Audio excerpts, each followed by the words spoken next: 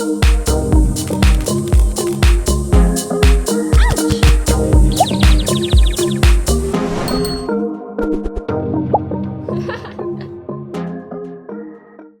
everyone, I'm Meredith and welcome to my channel. If you're new here, I'm so excited that you found me, and if you're returning, I'm so grateful you've decided to come back and watch more. I love all things luxury. I love luxury shoes, I love luxury handbags, luxury lifestyle and vlogging, and if they're things that appeal to you, I hope you'll do me a massive favor and hit that subscribe button down below. Today I wanted to pose the question, am I stupid for not buying fake handbags? All my handbags in my collection, which is quite extensive, are authentic, real handbags that I have paid, in most cases, full price for.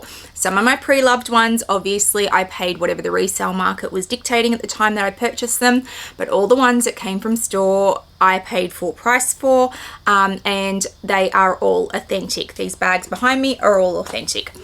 So I want to acknowledge Dale from Dale's Addiction for this video. She has been sending me content for this and research for this and listening to my arguments and what I've been saying, and giving me feedback on that. So I appreciate her time in helping me put this video together and for suggesting it as a topic. It took me a little while to find my voice around this topic, but I have 5 pages of notes and I wanted to address a few things and how I, as a collector, feel about fake handbags.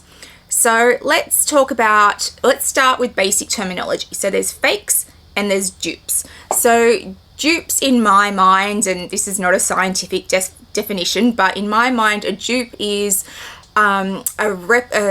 a brand that is not a luxury brand, has taken inspiration for their bag from those luxury brands. I will find some examples and put them up here for you, but I'm thinking, you know, there's an obvious correlation between the brand that originally came up with the design and the brand that is now has the design that is almost exactly the same, but they've put their own logo on it. So as far as I'm concerned, that's a dupe. They have taken something that wasn't theirs, but they're still branding it as their own. They are claiming that is their bag, but it is clearly a dupe because the designs are too similar.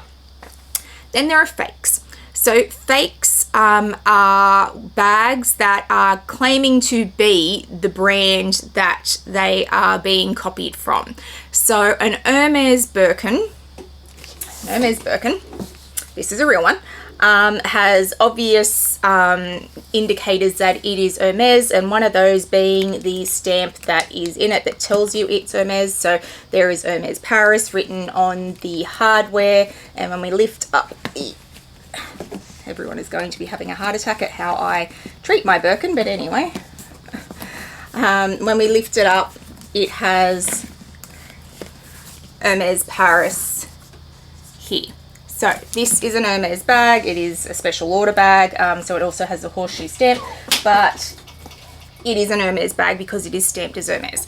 A fake will also be stamped as Hermes. It is trying to pass itself off as the brand that it is being copied from. So that's a fake. It is clearly trying to be something that it is not, whereas a dupe has the brand that is copying the design stamped on it. Different things. So overwhelmingly, fakes, and this whole video is about fakes. It's not about dupes. I don't care about dupes. Fakes. So overwhelmingly, fakes center around the big brands, the ones that have the bags that everybody wants that are really expensive. We're talking Chanel, we're talking Hermes, we're talking Louis Vuitton, Dior. They're the big brands that we see in the fake world. And 20 years ago, and I've been collecting for more than 20 years ago, but 20 years ago, fakes were everywhere. They were awful. They were terrible. Like, you would see them and they were clearly rusted. The hardware was tarnished. They were terrible. And they were all over eBay because eBay didn't authenticate then. You could fly to Bali or Thailand and pick up fakes without any problems. You could walk down the streets of New York, and you can still walk down the streets of New York, and they'll be selling fakes just out on the street. So 20 years ago, they were everywhere and they were awful. They were terrible. You could pick the fakes. It was an easy thing to do. Different story these days. So On April 22nd, 2022, The Cut in New York Magazine did a story about fakes and rich women in New York who have fakes. And I've got notes, so I will be using notes during this video. So in this article, there was this woman that they dubbed Lisa. That wasn't her real name. And she posed, why would anyone waste money on real handbags when fakes are now so good? And they talk about how these rich women in New York, and they did refer to women in this case, but no doubt there were some men as well. These rich people would have what was essentially Tupperware parties where they would sell fake bags. You'd come in, you look at the bags, you go, okay, cool, I want to take this and this and this, and you'd pay your money and off you went. It was like a Tupperware party. And they made the point that as long as you had the lifestyle to match the bag, that nobody would ever question if it was a fake or not. And that's a fair assumption. After having been on YouTube for, I think I'm about 9 months now, and you have seen that I have quite an extensive collection, if I were to suddenly unbox a fake, which I won't because I don't do fakes, but if I were to suddenly unbox a very, very good fake, the chances are no one would know it was a fake.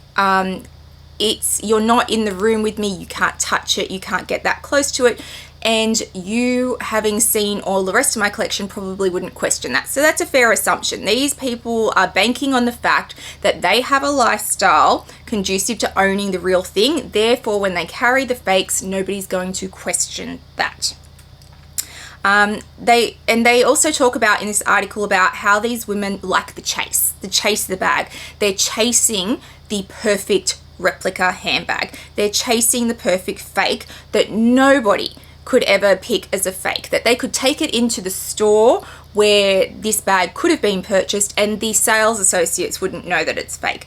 That's the hunt for them. For them, it's sport. They're looking for these unquestionable fakes. And the thing that spoke to me the most in this story was that Lisa, and this is a quote, says, "People who spend a lot on authentic have either never worked or married rich. If you're working hard, you don't want to waste your money." Really. I also found the comment section of this story really quite interesting. So there were 2 comments that really stood out to me. The first was, "Poor people buy and sell counterfeit goods and go to jail. Bored rich women get write-ups in New York Magazine." Fair. And the other one was, "Thank you for ruining our community. Because of this article, the mods on Reddit have been forced to take down the sub." I think that means subject, I don't know. "All that time that I saved has now vanished. People worked hard over many years to build that community and you've destroyed it." So here's my thoughts on this article, having read it and being a collector of authentic handbags. So, am I a snob for refusing to buy a fake? Yep, sure, I will wear that. I am a snob. And even when I couldn't afford to buy the real thing and I desperately wanted bags, and I have unboxed things on this channel where I have told you the story of how I desperately wanted it when I was 20, 22, 23, and I couldn't afford it. It wasn't in my price range. And that was well into my 30s. There were things that I couldn't just go and buy, but I never ever have bought a fake handbag, despite how desperately I might have wanted that bag. In my head, that fake isn't the bag that I want. I want the actual bag from the store that I am coveting. And honestly, to the best of my knowledge, I've never even bought a dupe. I may have bought a dupe without thinking about it, because I guess you could argue that every handbag is a dupe to some degree, but I have never specifically gone out and gone, I really love this bag, so I'm going to walk into Mimco or whatever handbag brand and just find the one that's closest to it and buy that. I haven't even made that correlation in my head. I might have walked into the store and gone, oh, I really like that bag, but it wasn't because I was tying it to something else. But does that make me a snob? Sure, if you think it does, then I will happily wear that label that I am a snob, but that is how I feel about it. I also was really offended by the comments by this Lisa woman who said that if you work hard for your money, you're not stupid enough to spend it on the real thing. Call me stupid, I'm spending it on the real thing. I work hard, have worked hard, continue to work hard to earn the money to pay for all the things that I have. I was not born rich. I did not marry rich, not by any stretch of the imagination. And we have built wealth together, my husband and I. And it is my company that earns the money for our household. So I have worked incredibly hard and continue to work incredibly hard every day of my life to have what I have. So the thought that somebody is saying that I'm stupid for spending hard-earned money and that the only people who will buy authentic are the born rich or the married rich is a ridiculous statement to me. As far as the comment section is concerned, the person who talked about the people who counterfeit goods who are poor go to jail and the people who are rich get write-ups, that is incredibly true. Why do we see crimes from people from lower socioeconomic backgrounds treated differently to white-collar crimes or crimes committed by the rich? And it's a fact. We just see a higher rate of conviction amongst criminals who come from a lower socioeconomic background than we do from a high socioeconomic background. And that's an unfortunate reflection on society, as far as I'm concerned. And the last comment from the woman who talked about, well, how could you do this to us? Now our thread's gone and I've got to go do all this legwork to find my fakes. Oh my goodness, could you be any more entitled? Oh my goodness, there is something wrong with you. Like, the fact that of all of this, you are so self-centered that your whole takeaway from it is you've made my life harder by doing this story. By bringing this crime to light, you have made my life harder. Well, tough. I am sorry, love, that you are so precious that you have to now go and research for your fake bags. Poor you. Entitlement kills me. So after I read the article, which Dale had sent me, and then she sent me a TED Talk as well. She did a lot of research for this video. And she sent me a TED Talk by a gentleman called Alistair Gray. It's called How Fake Handbags Fund Terrorism and Organised Crime. I will link the TED Talk down below. It is only short but incredibly interesting as far as I'm concerned. I will do a whole heap of links down below to all the research material that I drew from for this and everyone that I mentioned today. So Alistair is an intellectual property investigator, which I think would be an incredibly interesting job. He talked about who makes these fake handbags, and in his professional experience, most of these handbags, these fake handbags, are being made through child labor, human prostitution and trafficking, and terrorist groups. This is a fact. This is not conjecture. This is not assumptions. This is fact. These are the groups who are producing fake handbags.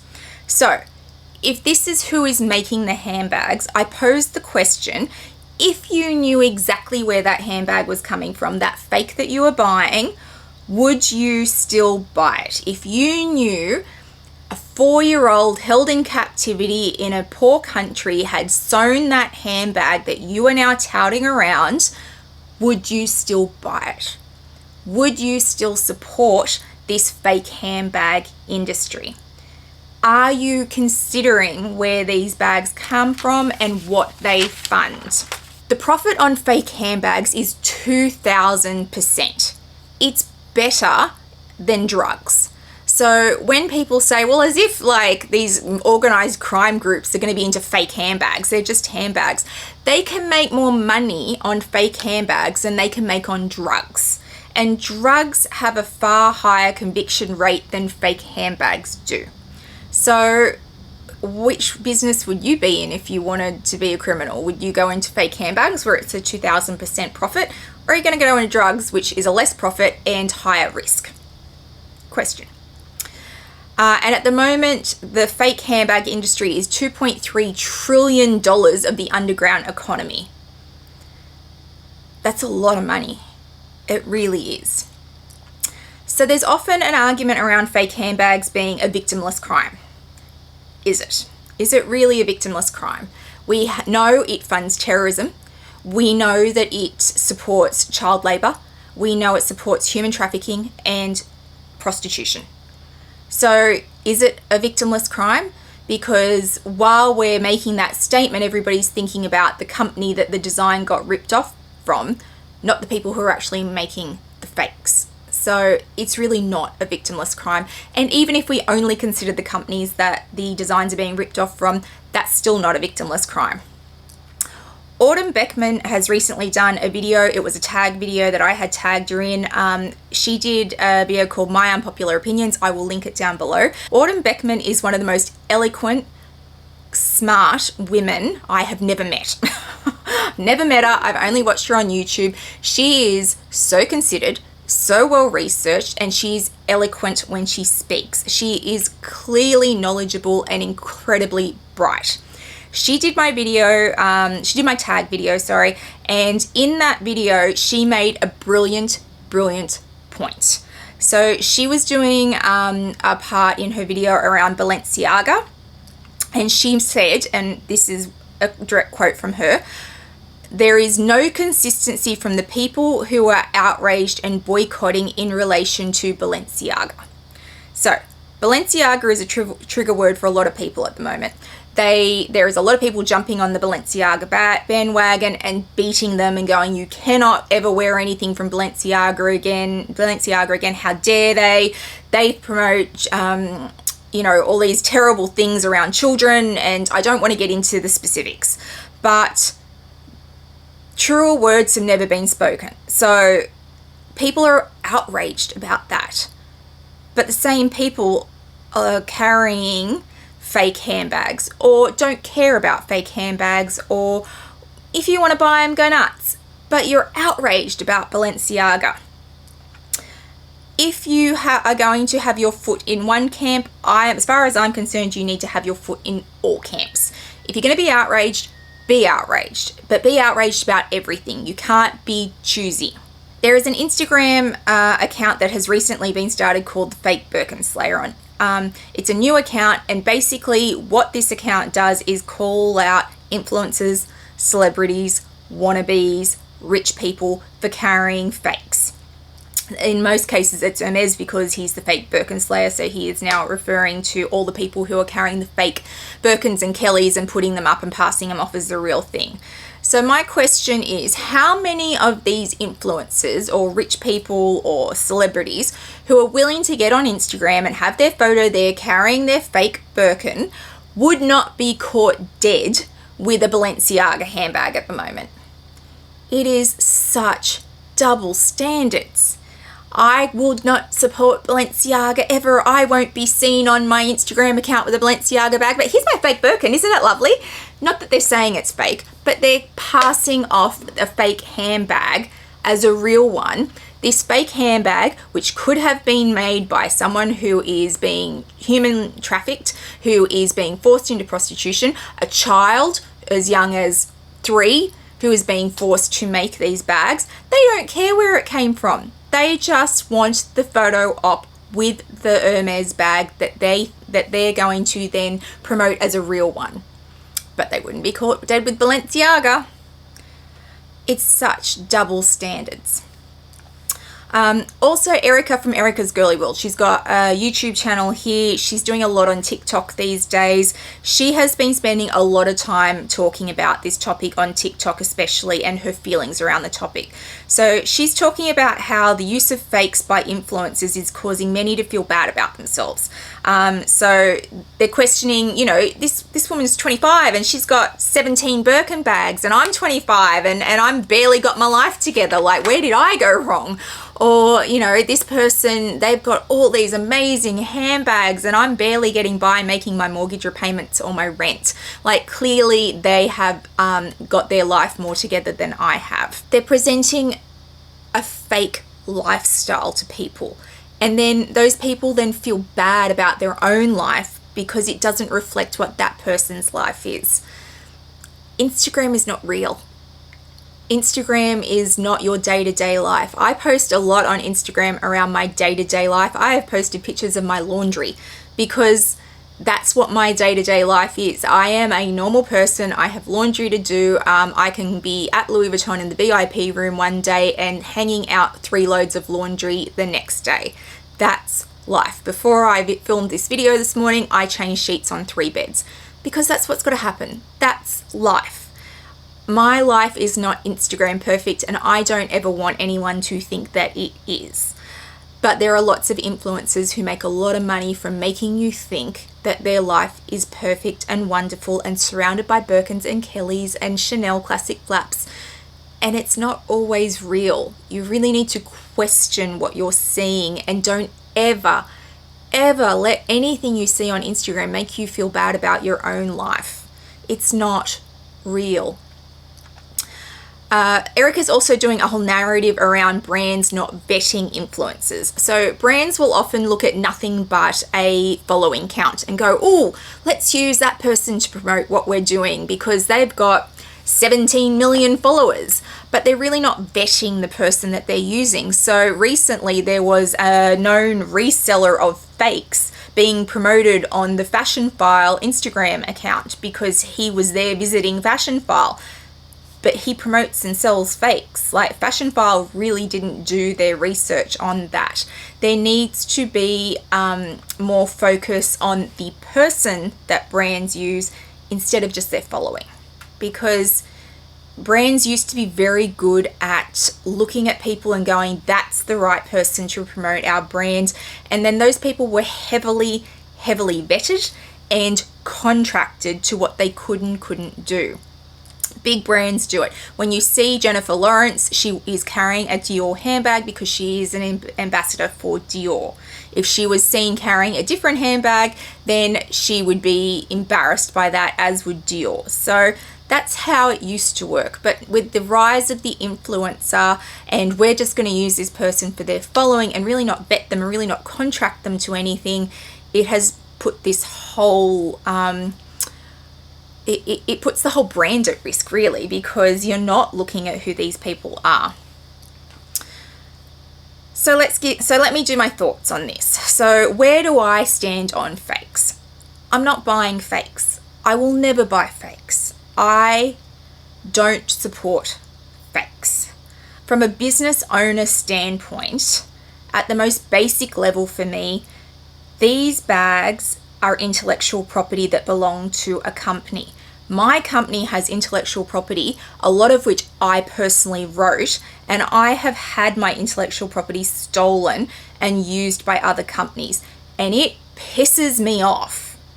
Sorry if nobody likes that language, but it's a fact. It pisses me off.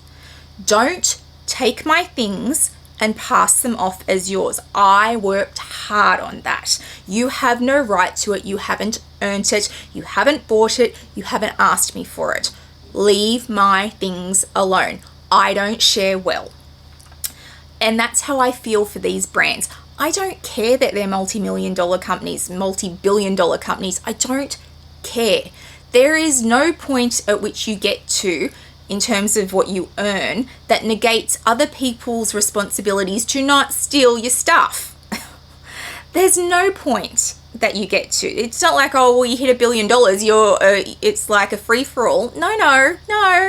Those companies have worked hard to get to where they are. They have creative ideas, they are artistic, and they have the right to make money, accumulate wealth, and that does not negate other people just taking their stuff. It's not okay. I don't care how much money they have. Nobody has the right to steal somebody else's intellectual property under any circumstances. So I have strong feelings about that because I am a business owner, but I appreciate that if you don't own a business, or if you have never created something that somebody else stole, you may not have those strong feelings. People will also make the point that how do we know that the big brands aren't outsourcing their labor or don't have dodgy workplace practices? How do I know that Louis Vuitton don't have a sweatshop out the back making these bags? How do I know that?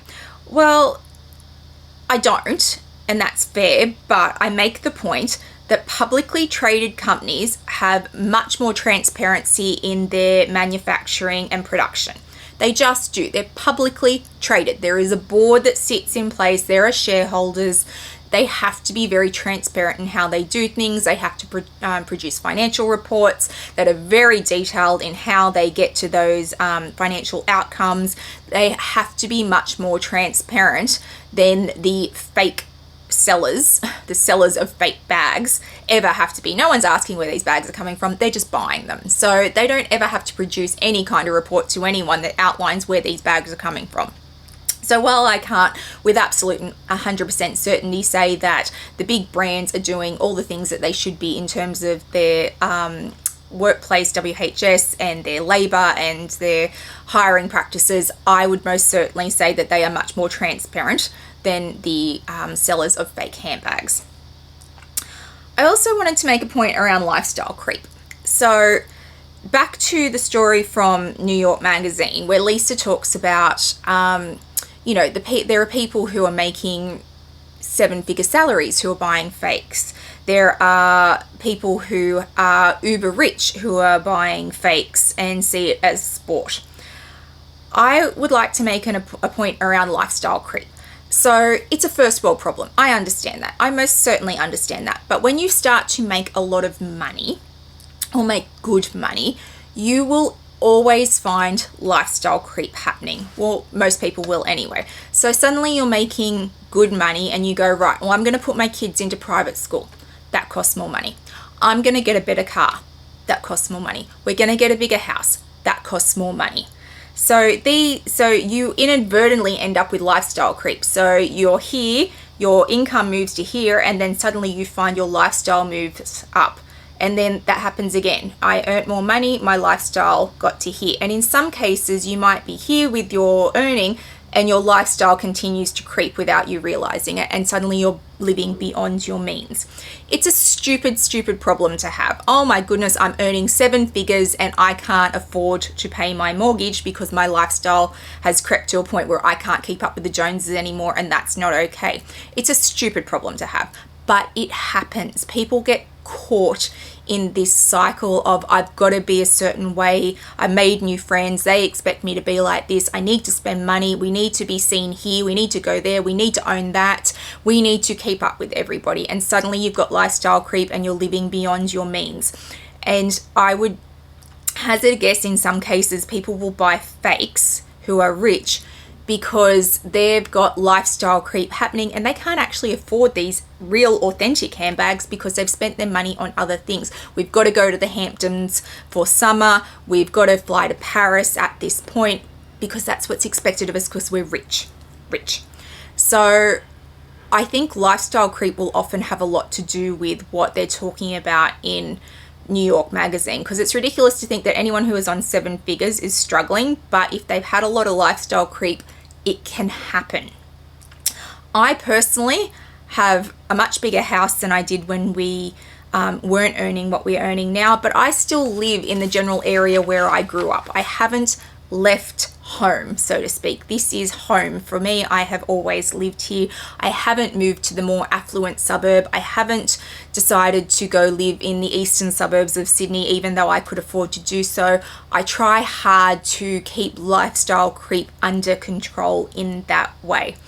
And I point to Warren Buffett, who is one of the world's richest men, and he still lives in the house that he bought in 1958, and he has never bought a designer suit in his life. He is a perfect example of I can be rich, but I'm not going to have any lifestyle creep. This is my house. I'm staying here.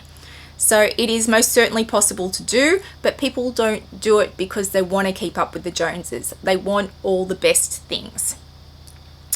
So to the people who say they just don't care. So I'm going to buy fakes. I don't care what you think. I don't care about any of it. I'm just doing it because that's what's important to me. I don't care who made them. If I have my blinders on and I don't know that it was somebody who was human trafficked or forced into prostitution or a child, then I don't know. I don't need to know. I'm just going to buy the fakes. That's cool. If you don't care, that's cool with me. I am a staunch believer in you should always make lifestyle choices that suit you, and I support you in that. And you should spend your money how you want to spend your money. I have no issues with either of those things. You make decisions for your life. I have no problems with that. But as far as I'm concerned, if that's the decision you're making, that you're going to buy fake handbags, then you don't get to play both sides of the ethical argument. You don't get to have a stance on something like Balenciaga while you're buying those fake handbags. You don't get to do both those things. You can't have a staunch reaction to, oh my goodness, aren't Balenciaga terrible, while touting your fake Birkin bag that you don't know who made it. You can't pass yourself off as morally superior on one topic, but be morally corrupt on another. You just can't. You can't and hold any credibility at the very least. And the other thing I want to say is, if you want to own fakes, but really own it. So if you're owning fakes but trying to pass them off as real, it says more about you than it does about me, who might judge you for it, because you're trying to pass them off as the real thing, which tells me that you're embarrassed, and in fact you're a snob about this because you're not being real about it. I will always support everybody's right to choose their own lives and to spend their money how they want to spend it. But you have to own that choice. I have more respect for somebody who goes and buys a fake and says, this is a fake, than I have for somebody who goes and buys a fake and tries to hide it. It tells me that you are embarrassed. It tells me that you don't think it's that great, and it tells me that you don't think much of yourself for buying it. If you did, you would own it and tell everyone that it's a fake, where you got it from, how much you paid for it, whatever. If you're hiding something that you are choosing, do you really believe in it? Are you embarrassed by it? And if you feel like that about it, should you be doing it, is the question. Is the photo op on Instagram worth it? Is the photo op on Instagram worth who might have made this bag? So no, I don't think I'm stupid for not owning fakes. I just think my morals and ethics won't allow me to consider them as even an option. But they're my morals and ethics. That's how I feel. I don't expect everyone to agree with me. I don't expect everyone to support me. I expect that this video may elicit a fair bit of hate, and that's fine. I open the conversation in the comments. If you want to come for me, come for me. I don't have a problem with it. I encourage debate. I encourage opinions. If you want to have opinions, have opinions. But please don't tell me that this is a victimless crime. It is not. The statistics certainly don't support that. And I just ask that people make informed decisions about things. Don't buy blindly. If you now know this, will you still buy fakes? And I'd love to know in the comments, how do you feel about fakes? Will you buy them even if you know that they might be made in a very unethical way? Do you support the industry of fakes? I'm really interested to see these comments, and I'm completely prepared for the hate that it might bring, and I'm okay with that. But from the standpoint of an avid collector, someone who loves handbags, loves luxury handbags, who sees the beauty in them and supports these brands and spends ridiculous amounts of money on these handbags, I can't warrant fakes. I can't support them. I just can't do it. If you have liked today's video, please give it a thumbs up and hit that subscribe button down below. It means a lot to a content creator when you hit the subscribe button. Also hit the little bell notification so you know when I have uploaded videos. I have a whole heap of unboxings coming as well, all real ones. Also come follow me over on Instagram. I put lots up in real time over there. I display my real life over there. So please come follow me over on Instagram. I hope wherever you are in the world today, you are having a fabulous day, and I'll see you guys in the next one. Bye guys.